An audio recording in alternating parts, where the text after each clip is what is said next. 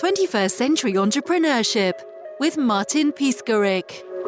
What is IFTTT and how can it be used to accelerate digital transformation? Sure. So IFT, I think first of all, it says, we pronounce it IFT, spelled IFTTT. Yeah. And you pronounced it just fine. It's we've got a little bit of a goofy name with the 3 T's in there. So we often get too upset when someone pronounces it a different way. But IFT or IFTTT, it stands for if this then that.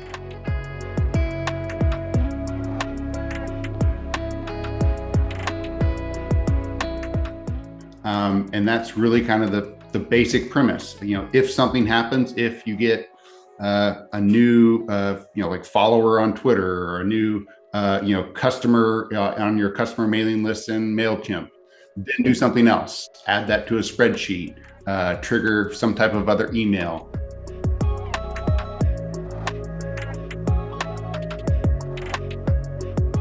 We've also been known in the past for lots of kind of consumer IoT solutions. What we call an applet is kind of an individual unit of if something happens, then do something else. So something as simple as, if somebody rings your doorbell and then blink the lights, right, rather than play the doorbell sound if you're on a Zoom call. Or we've had a lot of people use a service called Auticon, and they do hearing aids. So folks that are kind of hearing impaired are able to kind of get a doorbell ring or some kind of motion captured on one of their webcams or kind of outdoor security cameras.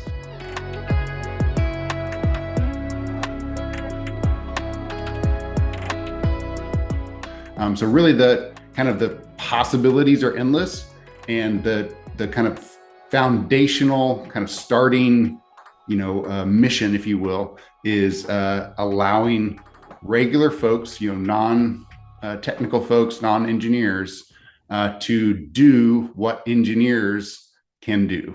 So it's, kind of like programming without ever talking about programming.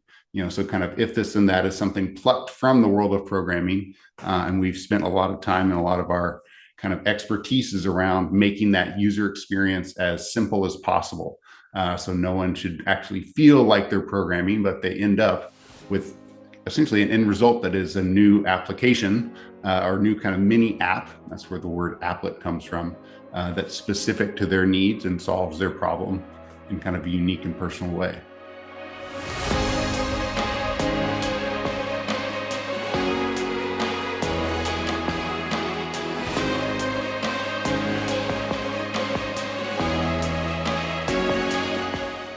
You sign up on IFT, just like signing up to Spotify or Netflix.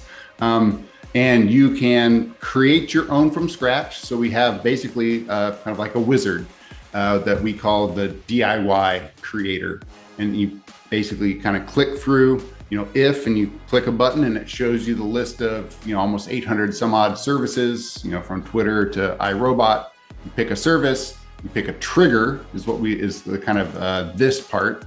And then you pick an action, which is the that part.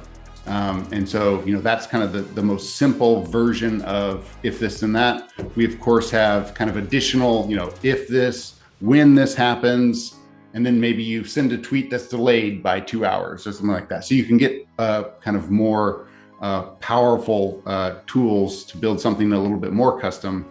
And that's how we actually generate revenue. That's our business is. We have a Pro and Pro Plus account, so it's a direct-to-consumer business.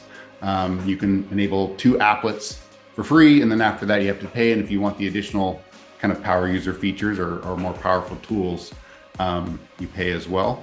And then the other way that you can enable an applet, and this is really kind of the easiest and most powerful way, is you can take something that you've created in your DIY flow and then publish it for others to use. So you can kind of explore based on, the services that you've already connected. We have like a really powerful kind of recommendation engine. And you can kind of see, okay, here are the things I have. What are other people doing with these services? How are other people finding ways to solve problems? And that is even simpler. You basically just click the connect button and you might have to fill out some fields, like what Twitter username are you following, or what's the name of the spreadsheet that you're going to add this information to or add a row to. So really simple and straightforward that way. They're both really easy, but we found that the more that we can kind of piggyback off of the creative ideas of the community and then help those folks actually publish and kind of get those out there to others, whether people actually use those applets that are published or kind of ignite a new idea and some new thinking for one that they create their own.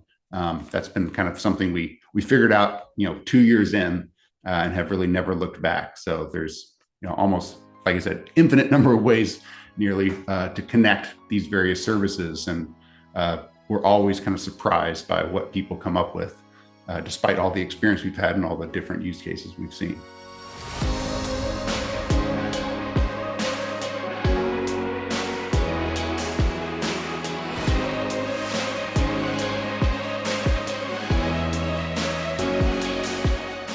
We're very lucky. We launched, it was like December 2010 when we launched into private beta. And really just kind of off the strength of the idea and the initial kind of design, maybe even bucked some of the traditional advice of kind of getting the roughest MVP out there and then iterating. It was still pretty rough, but it was really polished. Like a big part of, I think, what made IFT work in the early days is we thought a lot about that user experience. How do we make it as simple as possible for a user to do something that is often thought of as complex, or you have to go to, kind of get a computer engineering degree to do. And so I think that allowed it to kind of take on this kind of, semi-viral aspect where people were really excited about the idea just by using it for the first time. And so had actually some buddies that came from the MIT Media Lab, kind of shared it in some of those, like, I guess they were email lists. And then, through some of those folks that posted it to like Hacker News, kind of spread organically from there. But I think what's really worked for us over the years is that, IFT can't do anything without the individual brands themselves, right? So, Twitter and Facebook and iRobot and Philips Hue and so on and so forth. And so for each one of those brands that build and launch on the platform, and the vast majority of those are now built and maintained by developers at those companies, so they'll build something and then launch it, and then they kind of turn around and kind of then advertise that to their users as another thing that they can do with their tool or with their product. And so in that way, there's kind of this flywheel that just naturally kind of forms between the brands, which we call services, and the users. So for each new service, we kind of get to tap into all their existing users as something that they can do. So it's almost like people putting the Twitter logo or the Facebook or Instagram logo at the bottom of their website, right? They're basically advertising not only their user on that platform or their profile on that platform, but they're also kind of advertising that social network itself, right? So that's probably not the most powerful kind of network effect that Facebook and Twitter has, but it's still something that is very meaningful in terms of driving new users. So we see 6,000 to 7,000 new users sign up every day now, and that's been kind of growing or staying steady really throughout the duration of the company's life.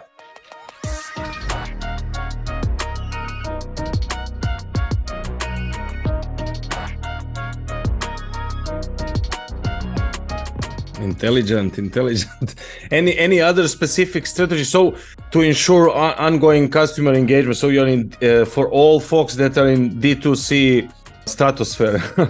Any other strategies to ensure that ongoing customer engagement?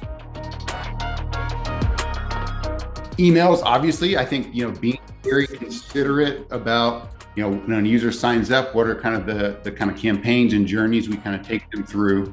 And how do we do that in a way that isn't just like spamming their inbox? How do we kind of, get rid of the things that don't work and improve or double down on the things that do? Me, like anybody else, is getting tons and tons of emails, tons of push notifications. We have mobile apps on iOS and Android, so push notifications are big for the folks that download those. but really trying to figure out, what is the right kind of trigger life cycle, if you will. What are the situations when a user comes back or when a user downloads the mobile app? Not only do they have a new interface, but the mobile app actually brings in and connects a lot of other very powerful services on the platform. So things like photos or your location through your mobile app or phone. And so once someone actually signs into the mobile app, we then have a slew of additional things that we can recommend them that they can easily enable that they kind of weren't able to before. So kind of finding those right moments in the kind of overall customer journey from sign up to becoming an actual customer and paying for Pro or Pro Plus to help them or encourage them to kind of do the next thing or kind of learn more or take the next step.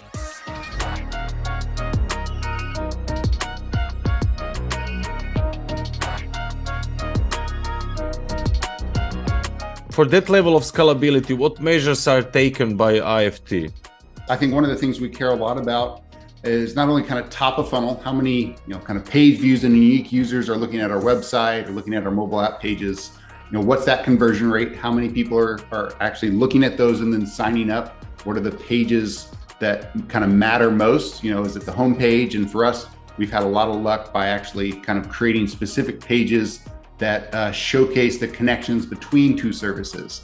So, what can you do with Google Drive and Instagram? And there's kind of a whole page for that. And that's what a lot of people end up searching for, is kind of searching for, like, how do I connect Google Drive and Instagram, or something very general like that, but very specific in terms of the names of the services. From there, signups, what we look at closely is really kind of in that first week or month of the user signing up. How do we get them to go from a sign up doing nothing but having an account to enabling that first applet? And so we've done a lot in terms of looking at onboarding, the first of like emails and other recommendations. What's the landing page after you sign up? What's the landing page after you sign up and then come back for the first time? And we really are trying to get someone to go from 0 to 1 applet. So if we can get someone to at least turn on or create that first applet, obviously there's a high degree, a very high likelihood we get them to do the second and the third. And so for us, we've kind of fluctuated between 50 and 60% of those folks that sign up in that first week actually enable an applet, which we think is excellent. So we'd always love to do better than that. But I think it's, kind of the focus that we've had really since day one is like, how do we help people get started? Because it is both kind of daunting. There's, anything that has infinite possibilities or almost feels like a creative toolkit, it's really hard to know where to start, but it's also so simple. Once you do it once and you come out the other end with something that works and, creates value, saves you time, saves you money, it's so much easier to come back and do it again. And so I think that's something we look really closely at. We also look at, how many folks can we get to go from like signing up on the website to actually downloading one of the mobile apps. Once somebody, even if they haven't enabled that first applet, once they download and sign into the mobile apps, they're even more likely then to both find something they want to do, the first applet they turn on, but actually much more likely to come back to the app over time. One of the things that's, I think, very unique to our business, and maybe other tools out there now as well, but especially kind of in the consumer space, is our business isn't really predicated on getting people to come back and look at our interface. In fact, there's a lot of customers that are, happy as can be with IFT that haven't opened the app in a month or 2 months. They enabled 3 or 4 things, and maybe they come back, every few months to see what's new or to check on the things they already have running. But we're able to kind of create value once someone's enabled an applet in the background. So a lot of the other kind of engagements that we measure, we of course measure, how often are people coming back to the app after they've signed up. But I think even more important than that is, how many applets have they enabled, and then how often do those applets run? And so we've had kind of various ways to measure engagement based on, having at least one applet enabled, but then even further than that, having that applet run within a month.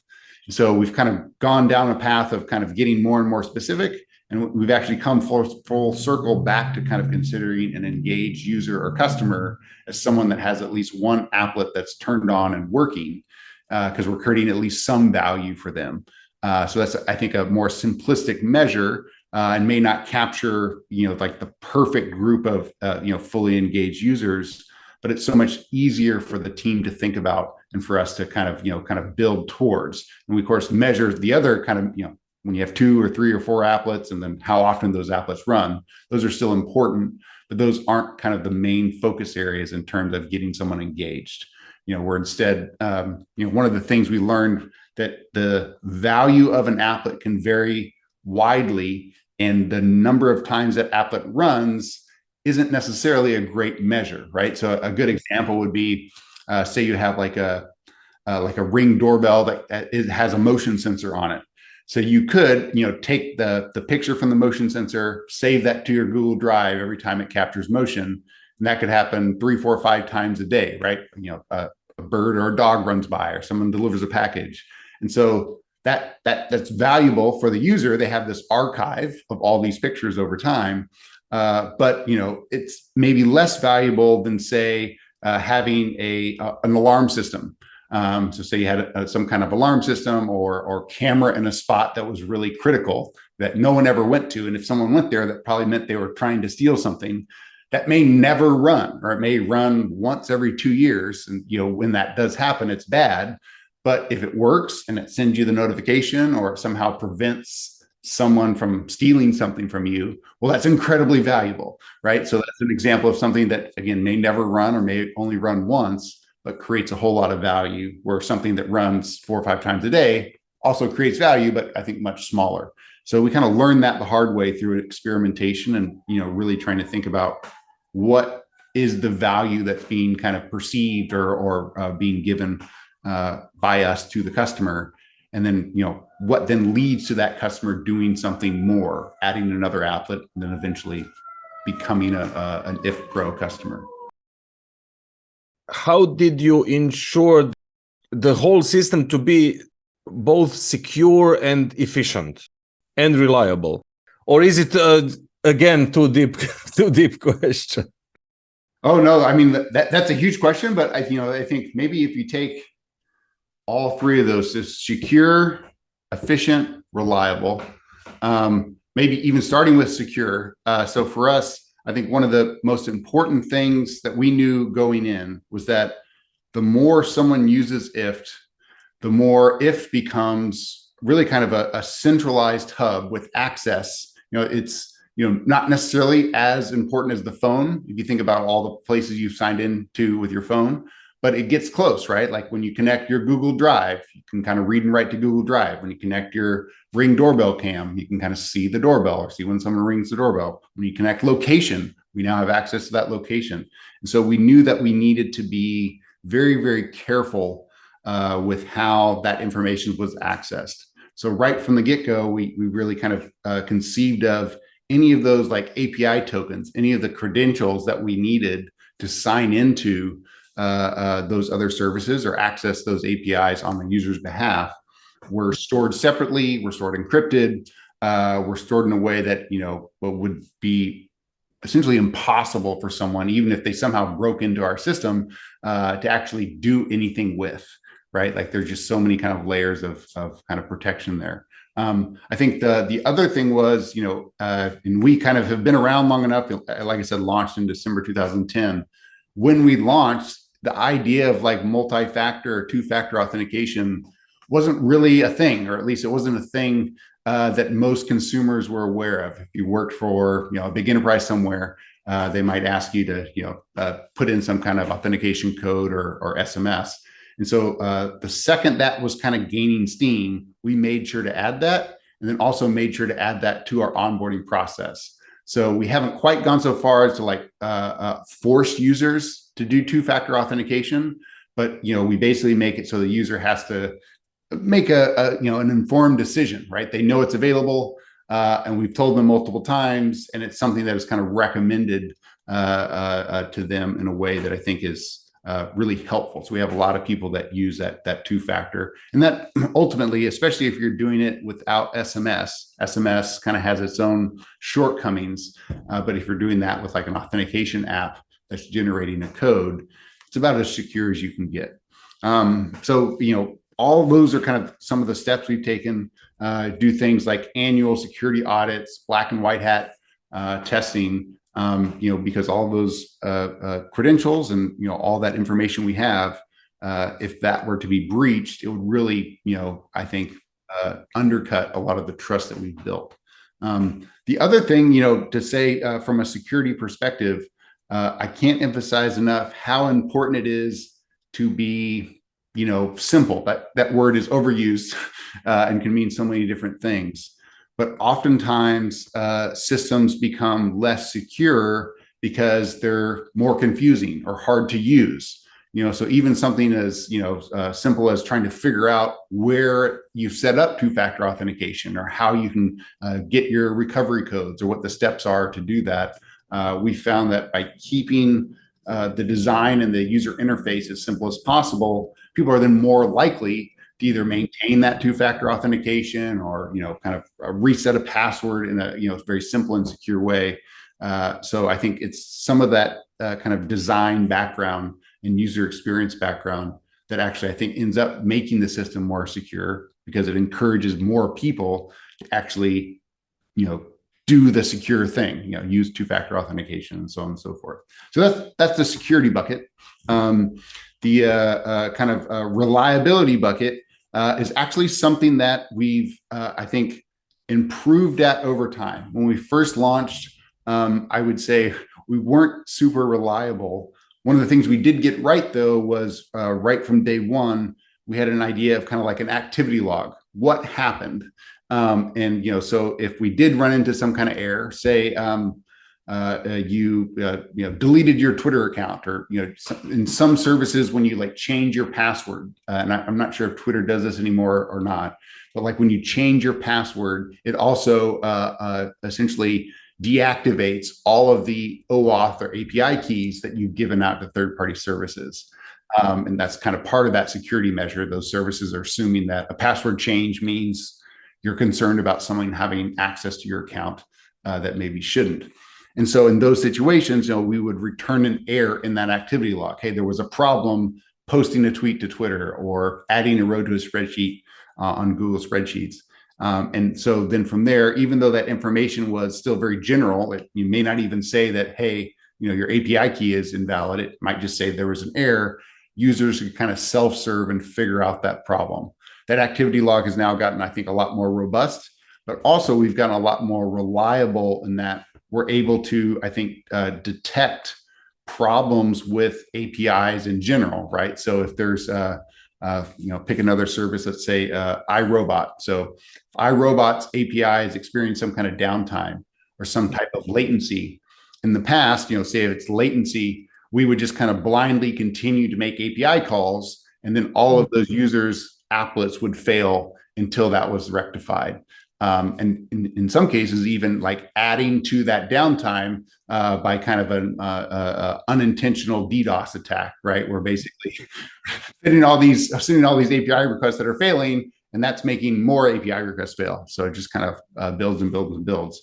And so we've built a lot of different systems that kind of detect those problems within a certain range or percentage of requests. If they start failing, we basically stop making requests. And then we alert the developer. So there's a whole kind of other side of the business that most end users don't see. But on the developer platform side of things, you basically have a whole set of alerts and dashboards and tools that allow you to understand the health of your APIs that are connected to IFTTT, recent problems. So, even just having some of those alerts allows developers like iRobot to come back to the platform and fix something. And so that's one of the ways that I think we've gotten a lot more reliable, is just kind of learning the hard way that, the more APIs you have and the more diverse those APIs are, the more likely at any given moment, right now, we probably have 6 or 7 APIs of the 800 on the platform that are almost completely down or having some type of problem. So it's, nothing's ever 100%, but we're able to kind of gracefully recover and not add to the problems that those APIs are already experiencing.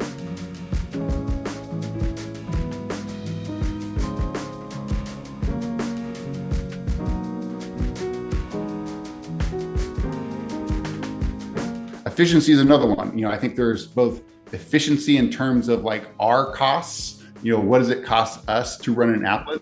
But then also efficiency in terms of the developer, and then efficiency in terms of the end user experience.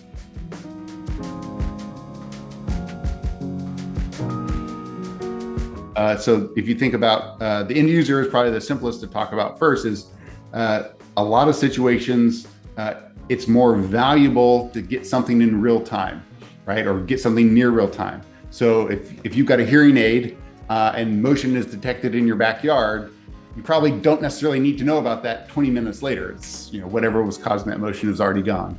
And so in those cases, we've been able to kind of tighten that period. So when we first launched, I think there were actually very few APIs that had any kind of real notion of like real time or webhooks or some type of subscribe and get a notification when something happens.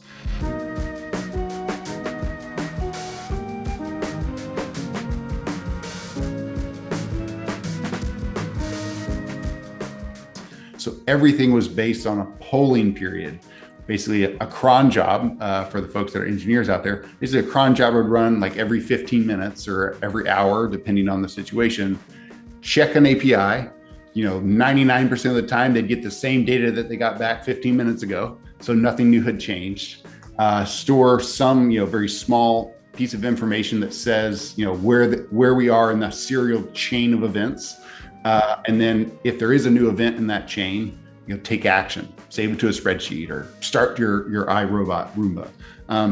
And over time, what we found is as we built our own platform and as APIs got more sophisticated, it was in everybody's best interest, the developer, the IF platform's interest and the end user's interest to make a lot of those APIs essentially webhooks, to use a very general term.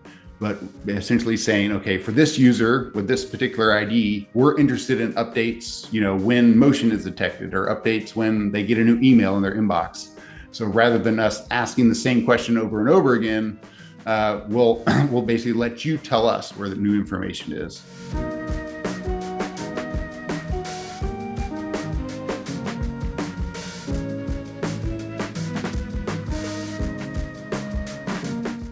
One of the things that we actually did from a kind of a reliability standpoint is rather than only depend on the information coming from that webhook notification or them saying, hey, there's some new motion detected in the backyard, we often deploy what we call kind of like a push then pull. So like they tell us something new has happened.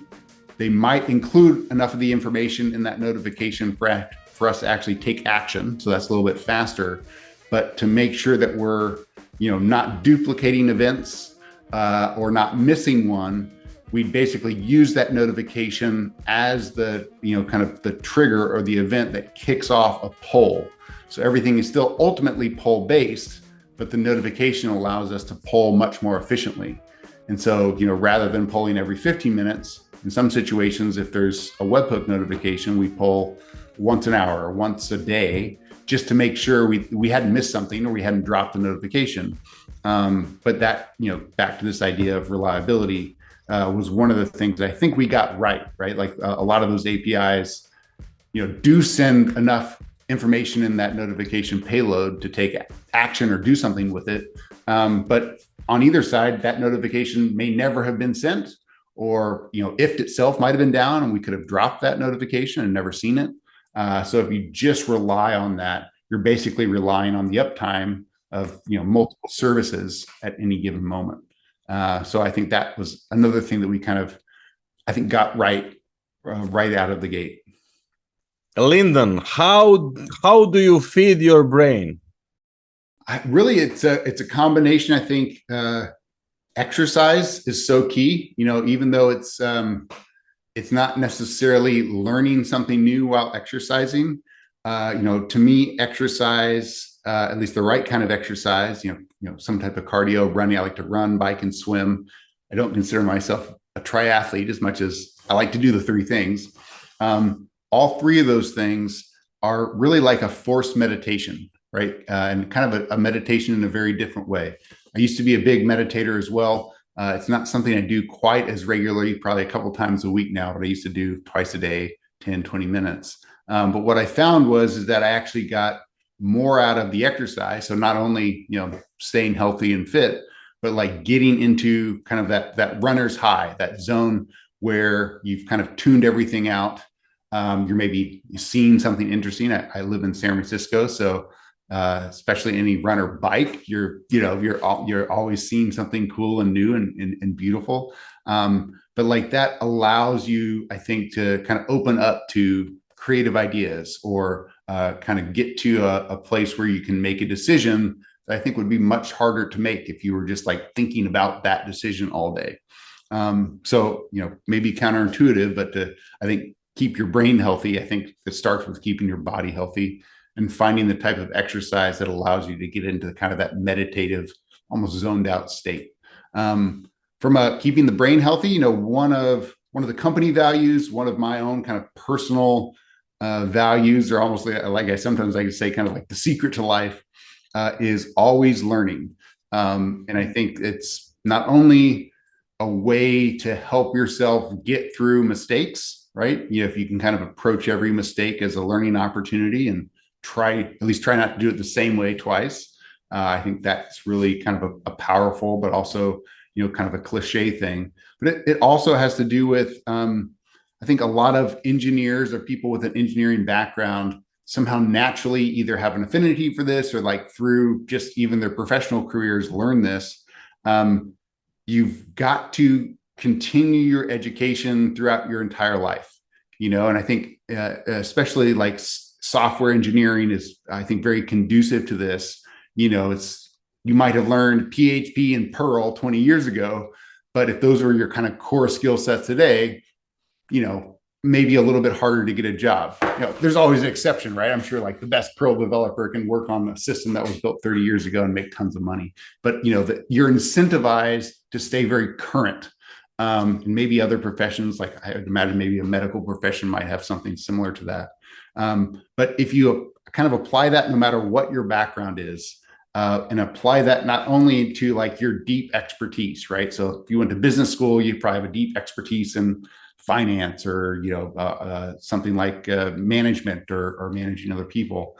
So obviously staying current there, but really thinking of it like a T-shape. You have kind of a singular deep expertise where you want to be like the best in the world, but you actually can improve or strengthen that expertise the more broad the things you maybe are interested in. You maybe don't have that same depth, but the more broad you can make that interest, the more kind of unique ways and unique perspectives you have. Yeah. So I think for me, that interest is always changing. Very interested in geology or maps. For a long time, I collected maps and just could like look at a map, almost like reading a book, or just kind of looking at a Where's Waldo. You want to look at almost every little pixel or a piece of that map. Right now, I'm huge into audiobooks. I used to read, and all the people that brag about how many books they read and how fast, it's such a silly thing, but it's just like the more info that you can consume that you're actually interested in, and so it doesn't matter the quality of that. If you're really interested in cartoons and you are watching cartoons in an engaged way where you're learning something or thinking about how someone made that cartoon, it's not garbage, right? Like that's still, you're kind of actively engaged. It's not just like a passive, thing that's washing over you. And so I've been, really into reading regular books, but now audio books. And I went so deep, I think, even in some of the business books that I don't think I've read a business book for 3 or 4 years, just because I almost like overdosed on business books, right? But I've been very interested in things like history, or, I think one of the books that I would recommend that I'm actually going back to, sort of kind of a series of books by a woman named Lynn Taggart. And she's kind of like a scientific reporter, but also kind of on the cutting edge or fringes of things that I think a lot of scientists don't considers scientific, but she's not reporting on magic or something. It's actual real studies for how information is transferred. So she has a book. I think the biggest book that she's had is called The Field, and they talk a lot about how essentially every living organism, and I think almost an extension everything, every collection of atoms actually transmits photons and transmits a measurable information field. And like one of the ways that people have measured this, and I think some of these studies are done by serious people at serious universities. Stanford had a big program in the past that kind of gets mentioned in all the conspiracy theory blogs. But there's been studies by very legit people that are very statistically significant, where situations are like you can have like a plant in one room, put a person in another room, and have the person basically think either positive thoughts, like I'm going to walk in the room and like water that plant or treat that plant really well, or negative thoughts, and I'm going to walk in that room and I'm going to rip the plant's leaves off. And you can measure an active, like a statistically significant difference in the reaction by the plant. So the person, based on how they're thinking about a plant in another room, can communicate with the plant. And that's like, that's crazy, right? Like people would say that that's, mumbo jumbo, but, I think read the book and kind of come away and see what you think. There's something actually there. So it's like stuff like that almost feels, kind of magical or fringe or interesting, that I've kind of been drawn to lately, and trying to kind of suss out like what's actually real, what is kind of scientifically proven, but just kind of shunned or ignored, versus, what are the stuff that, people are spamming YouTube with conspiracy videos about. So I think, that's my current interest, but that'll change probably 2 years from now. It'll be something very different.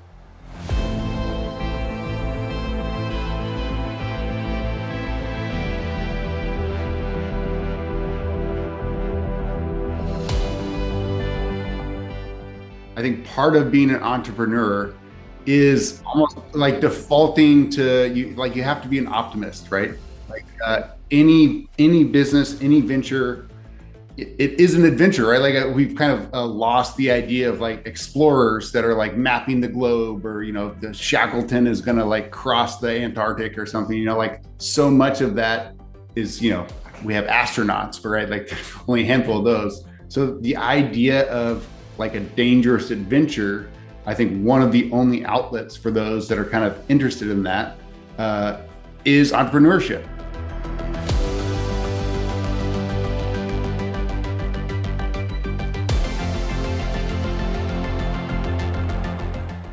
Right? Like it's not physically dangerous necessarily, depending on how crazy you are, but it is a risk, right? Like you're taking a risk. You're usually leaving a job. If you have a family, it's an even bigger risk. And so I think in many ways, having that sense of optimism and kind of being able to take something that, almost everybody else thinks is garbage or isn't going to work, or I would never, San Francisco, I would never live there, because of all the homeless folks and all the things that you read about crime and so on and so forth. But then you can turn that around and say, well, actually, because no one else wants to live here, there's an opportunity there. And I think if you're able to look at it from a slightly different perspective and see those opportunities, you can basically apply that approach to anything, not just building your successful business, but life in general.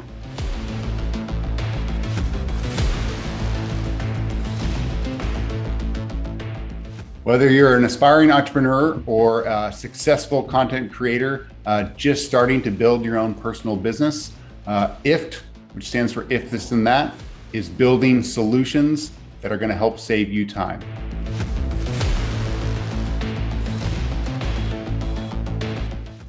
Sign up and find those solutions to connect all of the services that you use to run your business at IFTTT.com.